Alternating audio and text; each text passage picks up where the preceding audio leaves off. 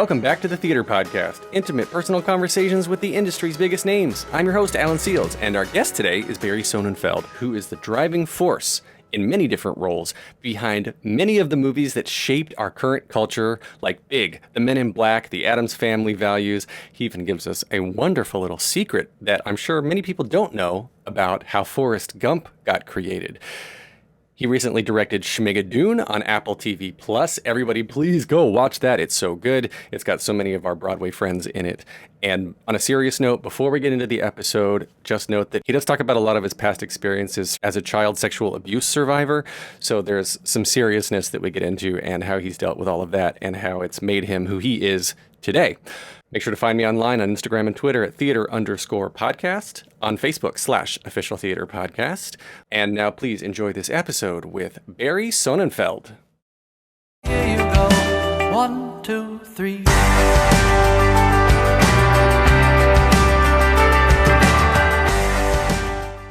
Today's guest is a filmmaker and writer who broke into the film industry as the cinematographer on the Coen Brothers' first 3 films, Blood Simple, Raising Arizona, and Miller's Crossing. He was also the director of photography on Throw Momma from the Train, Big, When Harry Met Sally, and Misery.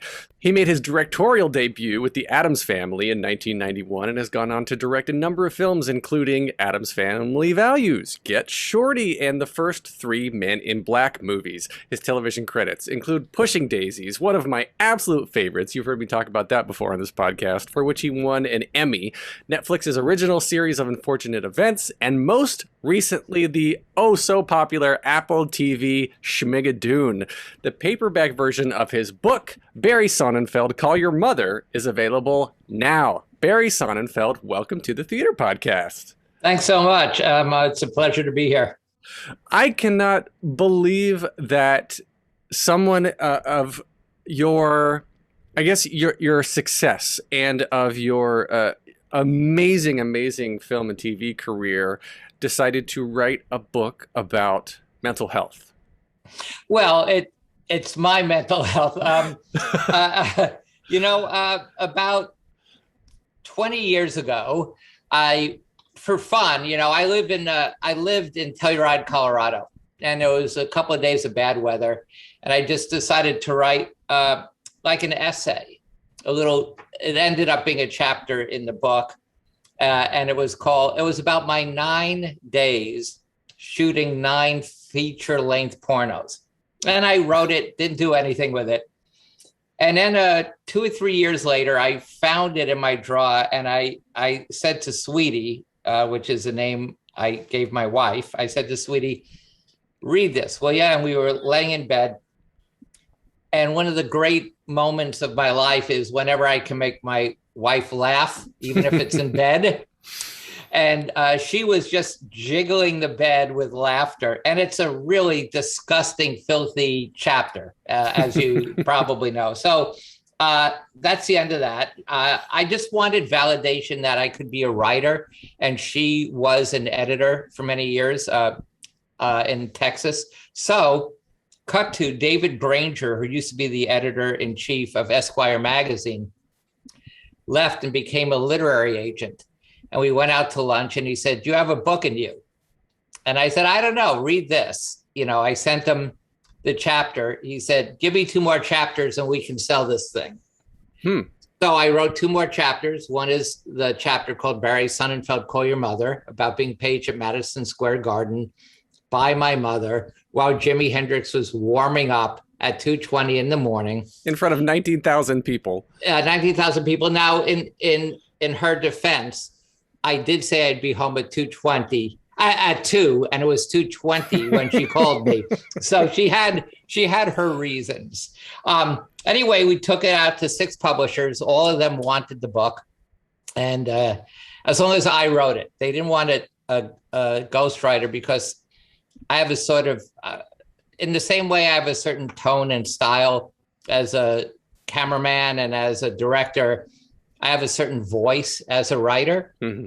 And so I published the book, but my mother, being dead, still needed a way to make sure that this didn't get read by as many people as it should have. So she was in the forefront of sending COVID to us all. You know, people wonder if it happened from a Chinese lab, secret lab. It came from Mom. My mother, from her grave, sent COVID into the world to try to, and of course, 10 days into my book tour, we had to cancel everything. So now the paperback is out, and let's see how that does. But it got great reviews, the Times and the Wall Street Journal, and you know, it got great reviews. So I was really proud of it. I like how this came across my inbox. It's Barry Sonnenfeld, Call Your Mother, the best book that got ignored at the beginning of lockdown.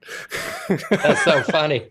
Yeah, so I love it, and obviously, you're very outspoken about your relationship with your parents and your mom, especially. And we're definitely gonna get to that because there's a lot of juicy tidbits in there that, of course, I'm sure you are not alone in, or sorry, others are not alone in, can relate to these stories that you've got. But going back to the book for a second, you've got just massive amounts of success in both in cinematography as a director and a DP, but why even spend the time to do something at this point in your career, like something as arduous as writing a book? It was incredibly not arduous. No one has had less writer's block than me because Really? I'm writing about myself. And I'm an only child of Jewish persuasion. So what could be better? So literally, I would go to the computer and write 30, 40 pages a day. In fact, the first draft of my book was 40% longer. I literally took out about 8 chapters because just like I like short movies, I like relatively short books. I think this is around, 300 pages, but the first draft was like 500. So I've got 40% of a sequel already. But, I also go long times between projects. I have very specific things that interest me. I have to be able to visually stylize it to a certain extent. It has to be a comedy. Listen, we'll get into this later, but the fact that I did Schmigadoon is amazing because I really don't like musical theater. Really? No. In spite of that, I did a fine job. But I often don't work a lot, so I had plenty of time to write the book. That's so cool. I guess for me, actually, somebody said to me the other day, they said, "Oh, you know a lot about such and such. You should write a book about it." And just the sheer act of sitting down and blocking everything else out and being able to focus on this one thing, it just got to be so overwhelming because I was saying, like, how would all the rest of the stuff get done? But I guess the important thing behind this is not writing something just for the sake of writing it, but writing it for a purpose. And for you, it sounds like there's a lot of catharsis. Like this story between you and your parents, this relationship. Like, let's just start as a young kid, right? Like how did they make you who you are now, and why write something so personal for the world like this to hear about? It's funny, Rob Reiner at Warner Brothers Television, that's where he has his deal, optioned my book. And we're pitching the book to various streamers. And what our sort of log line is, did I become who I am because of or in spite of my parents? And, the other part of the pitch is that you become your parent, even if you don't want to. All the things I hated about my father and my mother, I've become that person. And so we've already discussed how my mother was very overprotective. Not only did she page me at Madison Square Garden, she told me if I went away to sleepaway school, others call it college, she would commit suicide.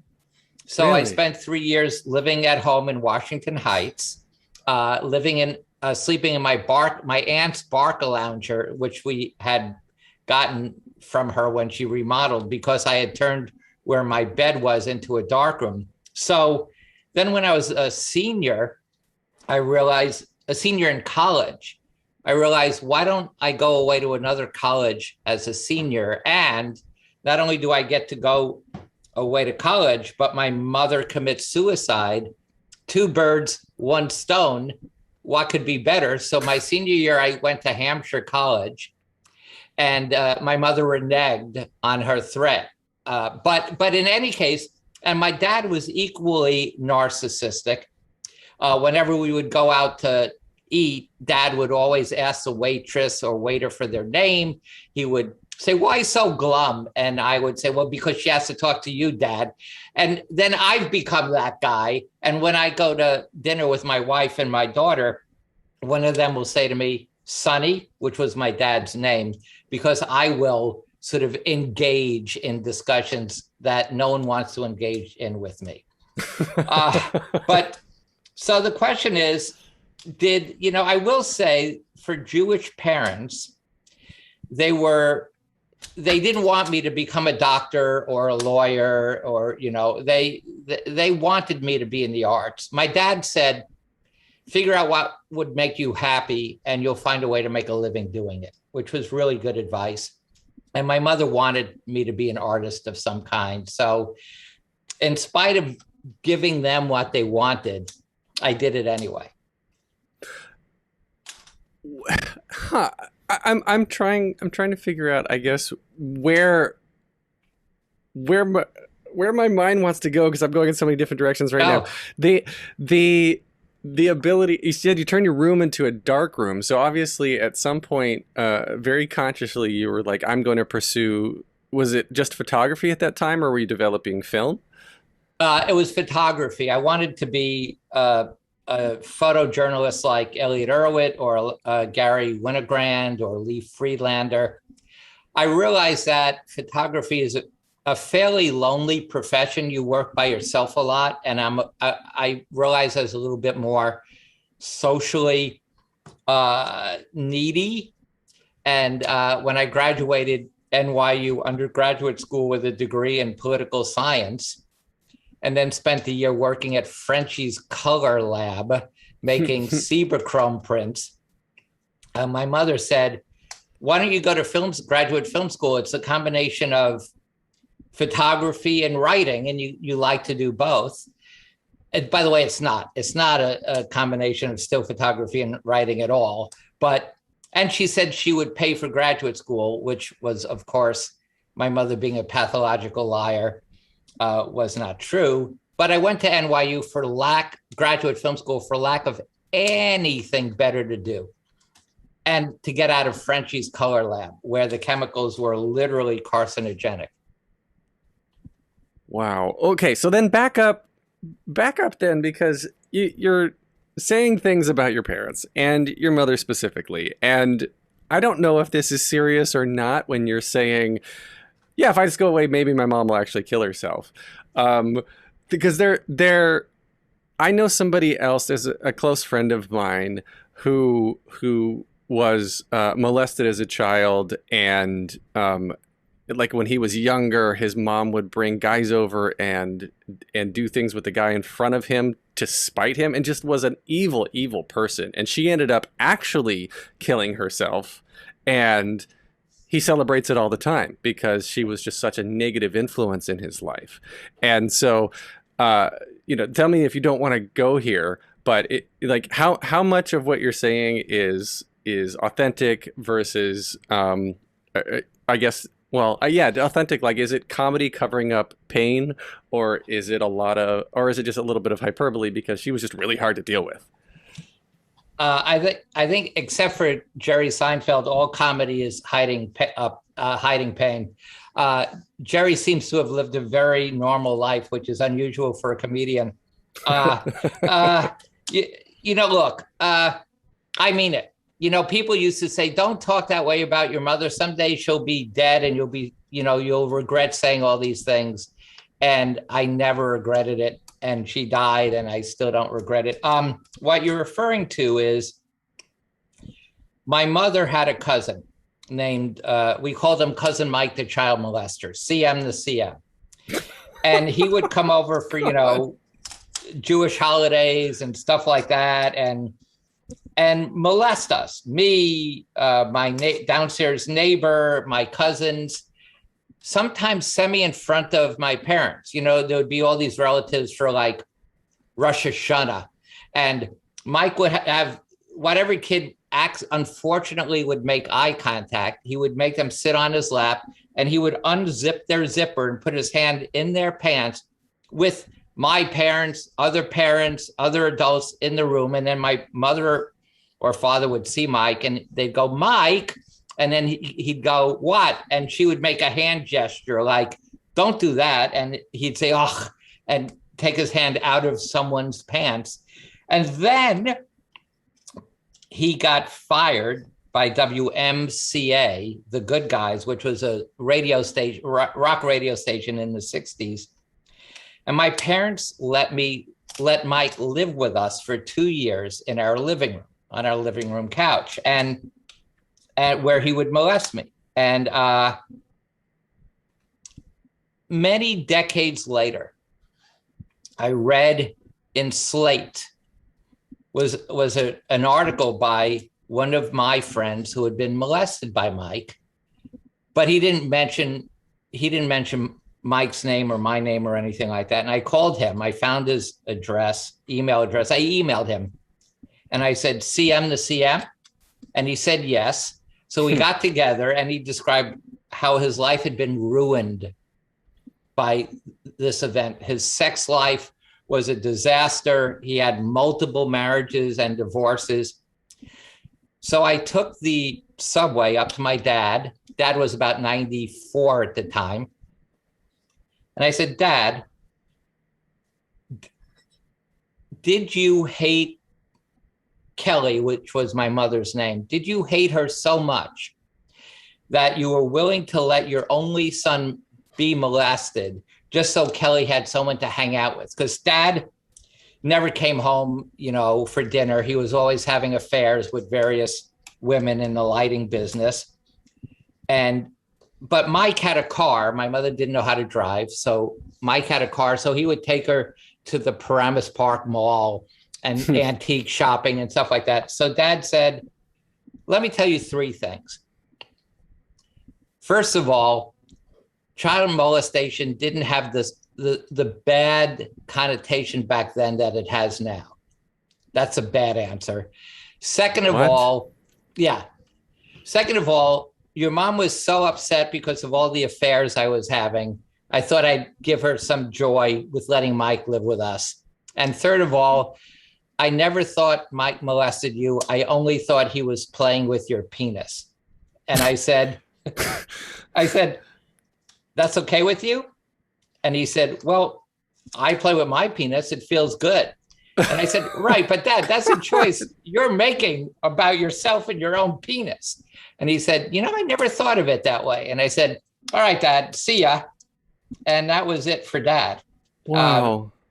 Yeah. So no, they were both horribly narcissistic. And so, yeah, there's comedy, there's pain, there's anxiety, there's fear, but there's also a wife and a kid and a career, and it's all worked out. So I ain't complaining. Well, yeah, it worked out. And I wonder, do you have the answer now of you are who you are because of them or in spite of them? Have you figured that out yet? You know what? I think I have to give them some credit. I really do. So I'm going to say it's both. That's a fair answer.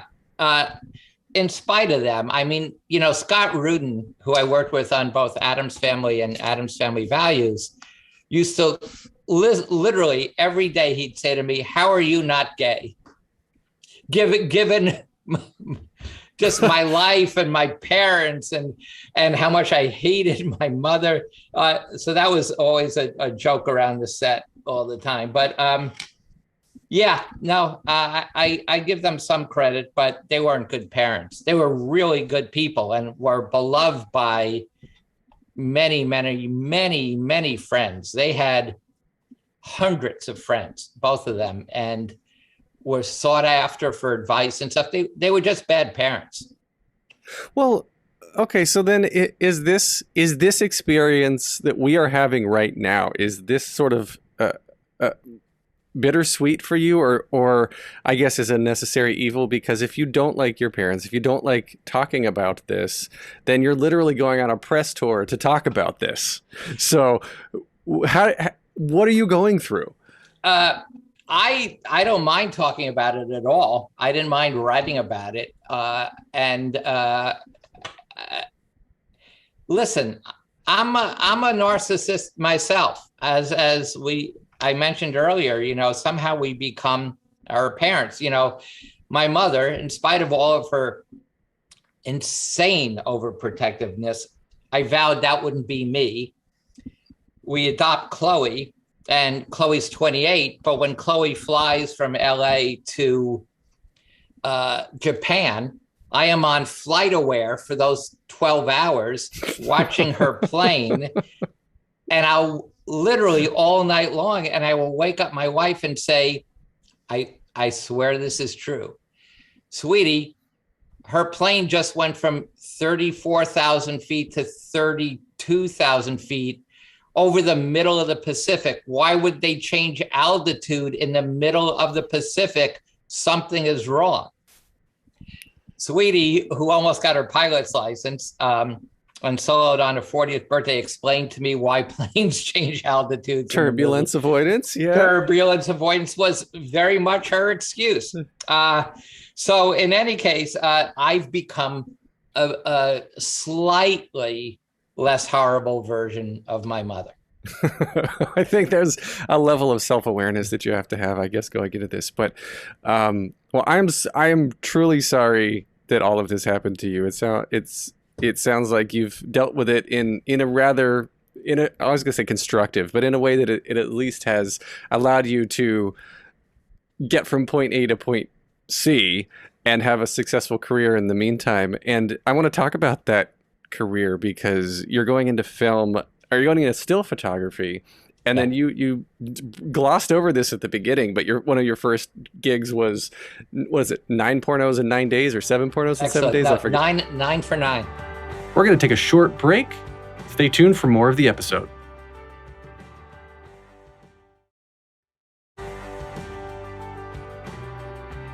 Yeah, so 9 pornos in 9 days. And so you're getting that gig, and getting into porn, I hear, is a somewhat easier thing to do as a crew member. It's good for experience. I've got a couple other friends in the TV film business who kind of went down a similar path. Right. But coming from there, then I guess, what was that turning point? Was it really just like meeting the Coen Brothers randomly, or how did this sort of fall into your lap? Well, what happened is, I took my dad's advice, which was figure out what you want to do in life and you'll somehow make a living doing it. And during graduate film school, and in the same way I did Schmigadoon without having any love for musical theater at all, I went to film school without having any love for film.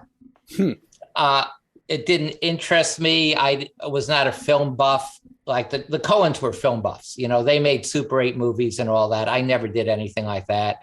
For me, film school was a way to avoid 3 more years, you know, figuring out what to do in life, because I was back in college instead of looking for a job or working at Frenchie's. So while at film school, I discovered, because of my still photography background, that I was the sought after cinematographer. There were 2, me and Bill Pope. Pope went on to shoot the original Spider-Man, and he shot Men in Black 3. So he's one of the top cinematographers now. So when I got out of graduate film school, I decided to buy a used 16 millimeter camera. This is pre-video. Now everything's shot on video, but then even pornos were shot on film.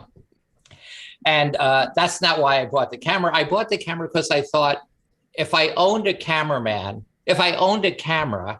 I could call myself a cameraman without being a dilettante. I actually was a cameraman, right?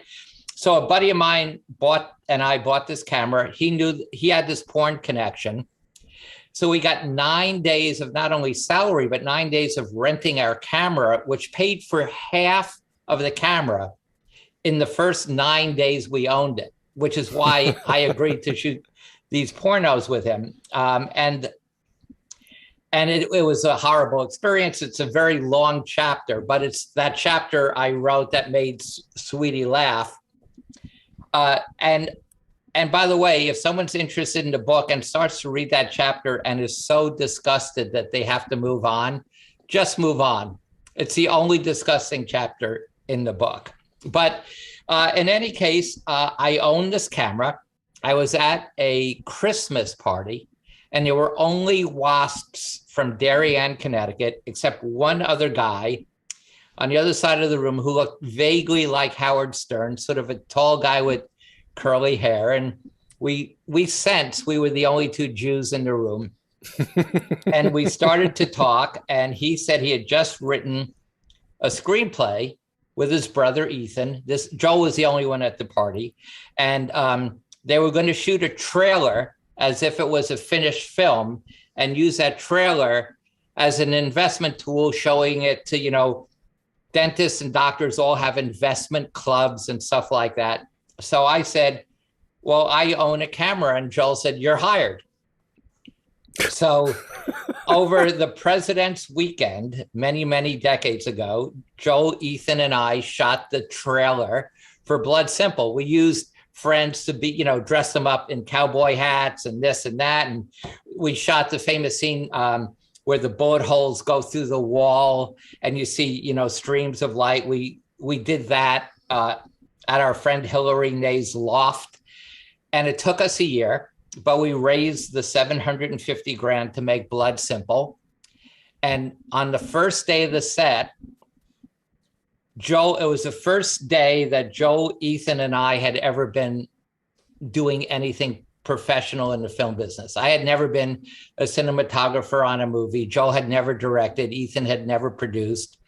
In fact, I had the assistant cameraman come over the night before, because it's the first time I had ever seen a 35 millimeter camera, to show me where the on-off switch was. So we make the film.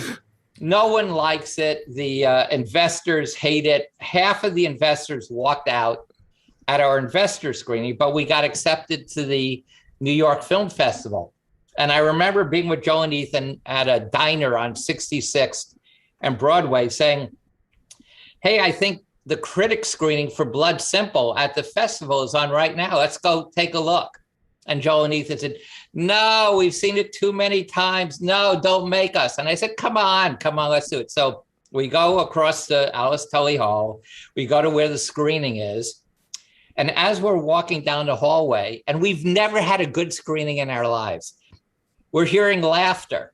And Ethan says, it must be a different movie. Maybe you got the time wrong. And we get closer and Joe goes, yeah, I don't think this is Blood. They're not screening Blood Simple. And we opened the back of the theater and they were screening Blood Simple. And for the first time, people got it. And that night, the New York Times would come out at like 7 p.m., and I lived at 71st and Broadway. I called it the Bagel Nosh building until they sold it to Hot and Crusty. So now it became the Hot and Crusty building. But back then it was the Bagel Nosh building. And I went, there was a newsstand on the corner.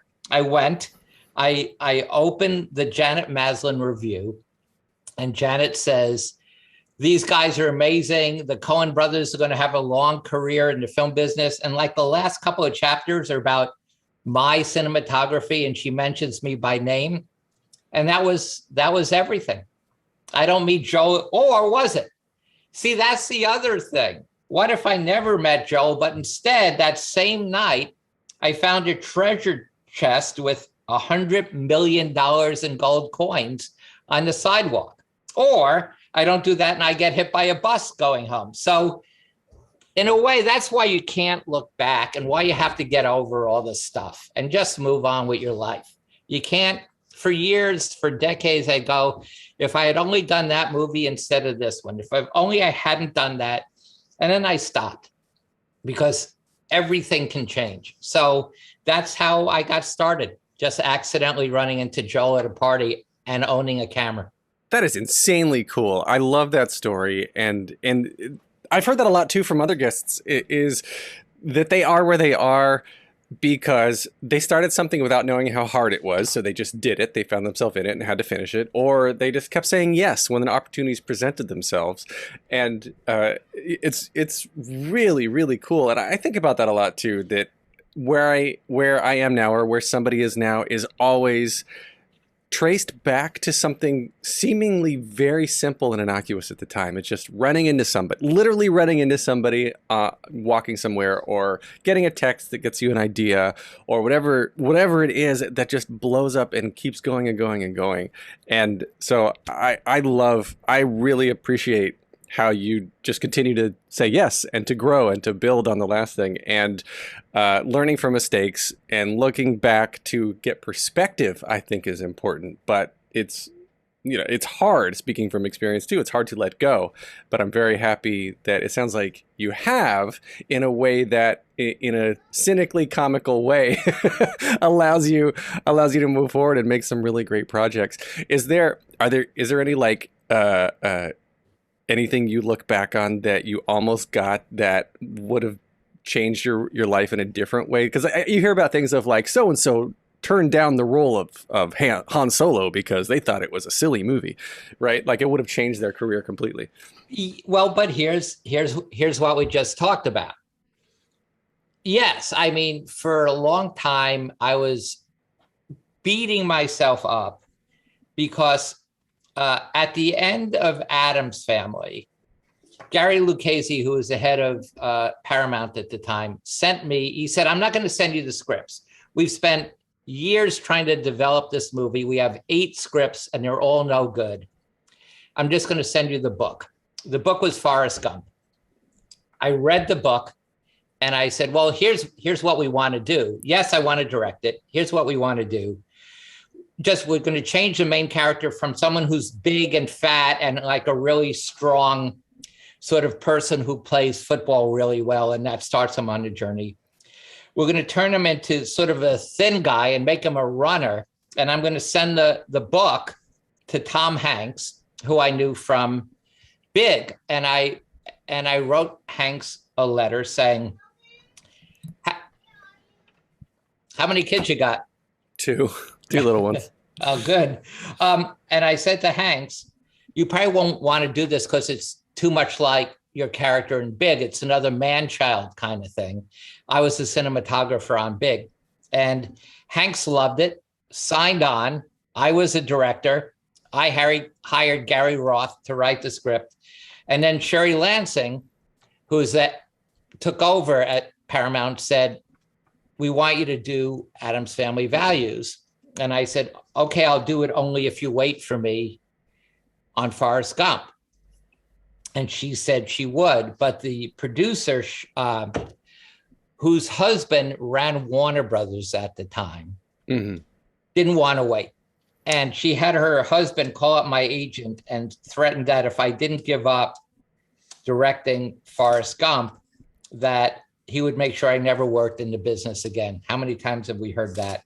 And my agent at the time said, you don't want to mess with this guy. Let's give up Forrest Gump.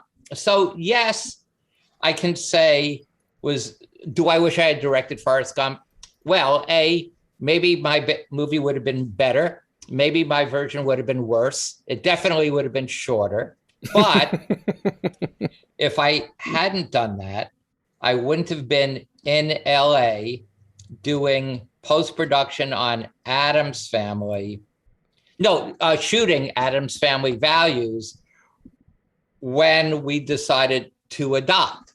And we met the adoption lawyer in Los Angeles. I wouldn't have been in LA, et cetera, et cetera, et cetera. We never would have adopted Chloe, who's now 28 and a lovely, lovely person. Wow. So you can't ever, I think you can't ever say, because you take any of those actors who could have been Han Solo and this, yes, but there might have been a crane accident on the 16th day that killed that person. Or if he had done that, he never would have moved on and done that next other big thing, because Every decision you make, everything from like what time you're going to go to the grocery store and the fact that you forgot milk and have to go back a second time affects the whole rest of your life. So you just got to move on. I love these little tidbits because now, of course, I would have said, oh, I'm sure Robert Zemeckis was the one who got Tom Hanks involved with Forrest Gump. But no, like... It was Barry. It was Barry. It was you. Yeah, there's so much of this that happens. And God, Hollywood is so complicated. And okay, I want to bring this, of course, because this is a podcast about theater, to Schmigadoon a little bit before we wrap up here. I incorrectly assumed you like musical theater. You know, my parents, even though we were very poor and our electricity was constantly turning off and we would not have phones service and we would have to avoid Lou the Butcher because we owed him too much money for strip steaks or Romanian steaks. When my parents got any money, they invested in Broadway shows. You probably never heard of Bravo Giovanni. Broadway. In fact, Scott Rudin, for my birthday one year, got me in the LP cast recording of Bravo Giovanni, which is amazing that he found a copy. But I'm not. Here's what happened. My agency, William Morris, sent me the scripts.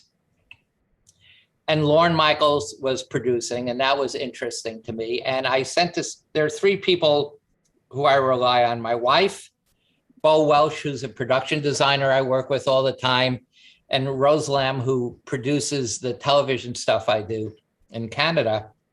I sent them the scripts, all three, Bo, my wife, and Rose, loved them, thought they were funny, thought I should do them. So I said, all right, I'll do it. So I had a Zoom call. Actually, it was a Blue Jeans call. There's this another conference service called Blue Jeans, and with Cinco and Andrew Singer, who was the producer from Broadway Video, and they hired me. In fact, I said I'll do it, but only if we shoot it in Vancouver, which ended up being amazing because it was the only community that wasn't totally shut down by COVID. Mm-hmm. I mean, we did have lots of precautions, but we shot 43 days, COVID free. But, you know, I did some research, you know, Cinco, Paul, who is very talented, told me what movies I should watch. And I would call him up and say, hated that one too. Don't get Carousel. Don't get Seven Brides for Seven Brothers. Don't get Brigadoon. There were three musicals I loved, but they were all kind of unusual musicals. One was Monty Python's Meaning of Life, hardly considered a musical. Hair, the Milos Forman Hair, which I thought was fantastic. And I'm a huge fan of Pennies from Heaven. Mm-hmm. Not a traditional musical, because at least you know why people are breaking into song and dance. You know, because they have an internal... They're living out the music of their time, kind of. But I don't get why anyone would stop what they're doing and start singing and dancing. But I did know that the proper way to shoot musicals, and not everyone does it this way, is to see the whole body. Yeah, you need a wide shot. You need a wide shot. And that's why the Cats movie, side note, I couldn't stand it because I'm like, just freaking stay on a wide shot for long enough for me to see what's going on. Right. And, you know, I would say a lot of musicals over the last film musicals are all about inserts and quick cutting. And the secret to song, dance, and comedy, by the way, is wider shots. Like, I think close-ups kill comedy. There's nothing worse than cutting to the close-up for the punchline. Play it out in a two shot so you see action and reaction. You see Cary Grant in a bathrobe, Katharine Hepburn calling him Mr. Bones, which isn't his name, but you see her prattling on and him trying to get a word in edgewise in a two shot, and that lets the audience decide what's funny. Mm-hmm. In dance, every time you cut to a close-up or you cut to an insert of feet, you're saying to the audience, that's not really our guys dancing. And we had such great dancers on the show. Those core 25 dancers were incredible.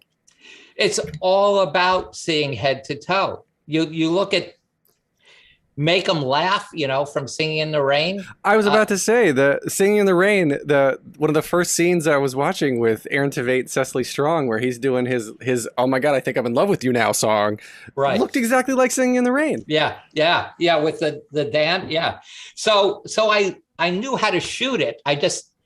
And it was funny, and I loved the cast, and I loved the experience. So it all worked out, and I also really loved working with Broadway Video, who are just really professional and great. And I really enjoyed Lorne's whispered sarcasm. He was never on the set, but he's really smart. Oh man, yeah, all the people are incredible, and I mean, I've known Ari DeBose for such a long time before, from the So You Think You Can Dance days, and it was interesting. She was actually recording a radio play with me from her hotel while she was filming Schmigadoon. So that I remember how long ago it was. I reach over here and I pull up my magazine cover with Kristen Chenoweth on it. Encore magazine, and I want to go back to, of course, she's in Schmigadoon, but was she already attached to it before you came on, or did you bring her on? Because working with her on Pushing Daisies, which literally I said in the bio, Pushing Daisies still is one of my all-time favorite shows. I absolutely love the what I want to call surrealness, the just the way it was shot and the way the set was. It was just perfection. I think it was ahead of its time. I'll leave that there. Yeah, no, yes, I love Chenoweth. The first time I worked with her was in 2006 on a movie called RV with Robin Williams and Cheryl Hines. And she played the wife of Jeff Daniels, who I also loved. In fact, when I interviewed Jeff, I was on the phone and I said, "Hey, do you know how to play the guitar?" And he said, "Yeah." I said, "Banjo?" He said, "Yeah." I said, "Are you able to play the piano, play the banjo, sing, and play the harmonica at the same time?" And he says, "I get where this is going." Yes. And then I had Chenoweth. I met Chenoweth. She came into audition. We talked for 10 minutes, and I said, "Man, I hope you are good, because I so want you to do this." She has so much energy, and she was good. And we became very good friends. So she was in RV, Pushing Daisies, obviously Schmigadoon. She did an animated voice for a animated movie I was involved with. So it was my suggestion to bring Chenoweth on, in fact. And her 4-minute song with no cuts is just amazing, where she literally sings for 4 minutes while walking around the entire set of the town of Schmigadoon. Is just extraordinary. So she didn't want to let me down. And the table read, before we ever started to shoot the movie, she had all those pages memorized, performed it at the table read, and it stopped the entire table read. The entire cast just stood up and gave her a standing ovation. She's got an amazing work ethic. She's just extraordinary. Are all of the singers singing live, or are they singing back to track? So both Cinco and I wanted to record as much as possible on the set live. All of the songs were pre-recorded with the actors' voices. So we had pre-records. And what we did is everyone had earwigs, which are tiny little headphones that are hidden in the actors' ears. So we recorded them live as they sang to the instrumental playback, knowing we had a choice of using the live performance or the pre-record, or we could also always post-record. And the movie you're seeing, the 6 episodes, 85% is live recording. Wow. Where it isn't live is when either there are 25 dancers and you would record too much rustling feet and dresses, or in the case of Jane Krakowski singing, "You okay?" That's I'm Oh, hearing. I'm in Brooklyn. Okay. You hear Okay. sirens all the time. Yeah, Right. yeah. Or in the case of Jane Krakowski, because we had a big fan blowing air, so it looked like she was dancing, that had to use her pre-record.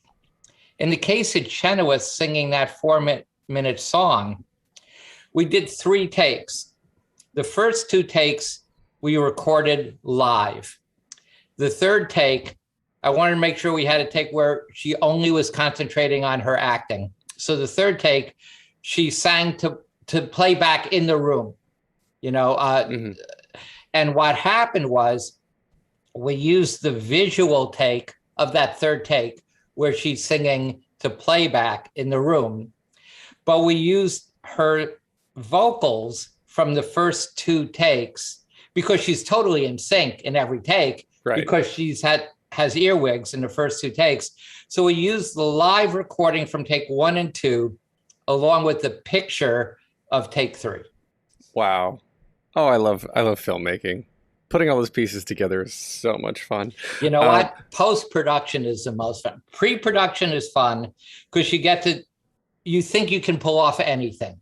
And you have no pressure because there's no crew getting paid tens of $1,000s an hour while you're trying to figure out where to put the camera. So pre-production is fun.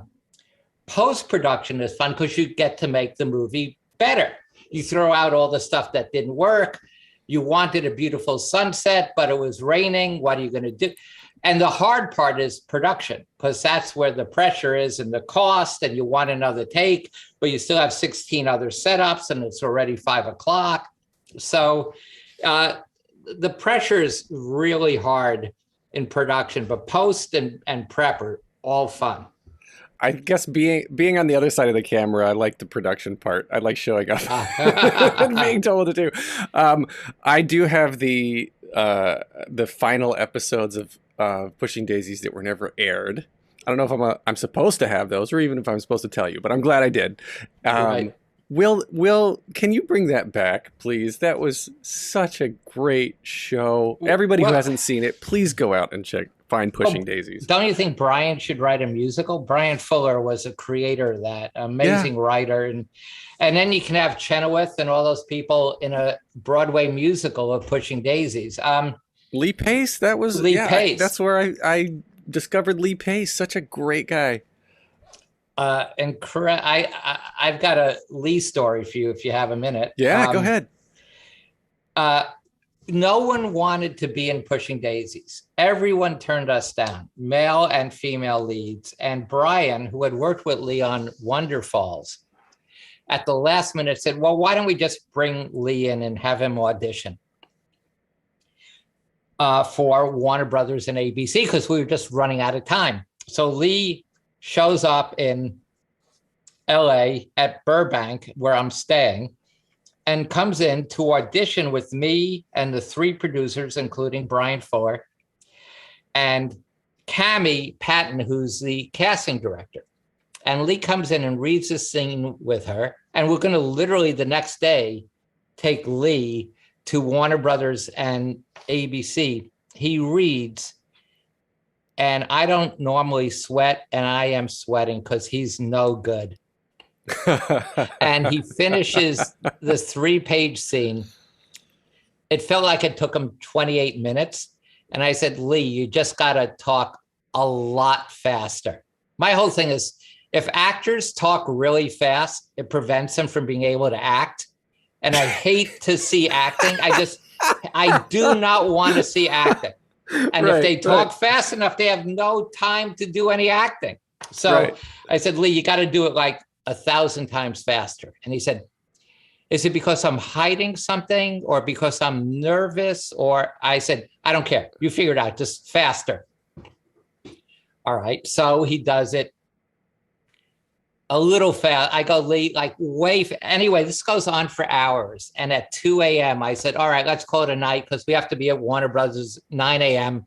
And I know we're not going to hire Lee because he's just talking way too slow and he's doing too much acting. And something happened between 2 a.m. and 9 a.m. where the synapses lined up. He came into both Warner Brothers and then to ABC and was perfection. And if you look at that pilot, which I directed, no one has ever talked that fast except for like in a Preston Sturges movie. He's amazingly how fast he's talking, how flat he is, how he gives no emotion. It's exactly what I wanted. And I thought it was going to be a disaster that night. And somehow overnight, he became literally perfection. Wow. Well, yes, I love it. I love everything about that show. So bring it back. And if you're going to, let me know. I'll break it here first. Okay, great. So let's wrap up here with 3 standard closing questions I ask everybody to round out my episodes. The first one, just very simply, is what motivates you? Fear. I'm motivated by fear, anxiety, and tension. As I tell people, there's no upside to optimism. So yeah, I'm just, I got some energy. I hear you. Am I supposed to say my family? No, you're supposed to say whatever you want to. That fear and anxiety. All right. So what advice would you give to your younger self and younger people listening now, starting out down a similar path? Okay. First of all, don't take a beginner's job and work your way up. Decide what you want to be and become that right away. I was never a camera assistant. I was never a gaffer. I was never a loader. I decided I was a cameraman, and I just became a cameraman. In my case, by buying a used camera and getting lucky. Figuring out where the on-off switch is. Figuring out, yeah. Once I learned that, it's all easy. So what I would say is, in all honesty, figure out what you want to do in life and just go right for that, So that's my advice. Figure it out, and you'll find out how to make it work. All right. So the final question, this is the hardest one. I'm going to modify it a little bit because you're a cinematographer too. So if you could only see one show or movie for the rest of your life, but you can see it as many times as you want, what would you see? Dr. Strangelove. All right. Dr. Strangelove, brilliantly directed by Stanley Kubrick. If I had to watch one musical the rest of my life, well, if it was a film musical, it would be what's the one we were just talking about? Singing in the Rain? No, Pennies from Heaven. If it was a film musical, I would say Pennies from Heaven. If it's a Broadway musical, I'm going to have to go with Book of Mormon. All right, good choice. I'm a South Park fan, a Matt Stone, Trey Parker fan too, so I enjoy that humor. Yeah. All right, so everybody, please check out Barry Sonnenfeld, Call Your Mother, available on paperback now. It's just a dark and hilarious book that hopefully will teach you a little bit about Barry's life and give you some perspective on your own. And are you on social media? Anywhere else we can catch up with you? Just on Instagram as B Sonnenfeld. I'm not a Facebook or a Twitter guy. I think that Facebook is the end of the planet. In fact, my Emmy speech in 2007, when I won the Emmy for Pushing Daisies, my speech was love television, fear the internet. And that's 15 years ago. That was my speech. And that was right when Facebook basically launched publicly. There you go. That's all I'm saying.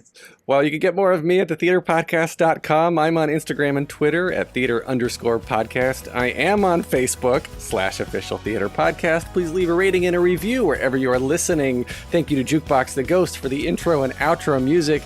And Barry, thank you for this chat. Thank you for all your hard work. You have made some of the most iconic movies that have influenced so many people. And it is truly an honor, a privilege to have had this chat with you. You should be my agent. Well, thank you. Thank you so much. It was easy. It was a pleasure. I loved watching the lights behind you changing color as we're chatting. Although maybe they're not changing. They are. They are. Good. Thank God. I built that. That was a COVID boredom project. Oh, a COVID boredom project is hilarious. Take a deep breath, make the world a little colorful.